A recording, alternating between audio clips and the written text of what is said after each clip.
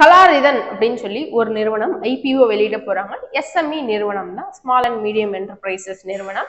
இந்த நிறுவனம் என்னைக்கு ஐபிஓ வெளியிடுறாங்க அப்படின்னு பார்த்தா பிப்ரவரி 15ஆம் தேதி ஓப்பனிங், க்ளோசிங் பிப்ரவரி 20ஆம் தேதி. ஒரு ஷேரோட மினிமம் பிரைஸ் 45 ரூபாய்.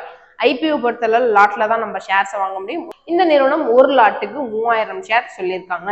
ஓகே, அலாட்மெண்ட் பிப்ரவரி 21ஆம் தேதி, லிஸ்டிங் பிப்ரவரி 23ஆம் தேதி. ஸோ இப்போ நான் சொன்ன இந்த ஐபிஓவை நீங்க அப்ளை பண்ணணும் அப்படின்னா ஒன் டைம் செல்ஃப் அனலைசேஷன் எடுத்துட்டு இன்வெஸ்ட் பண்ணுங்க.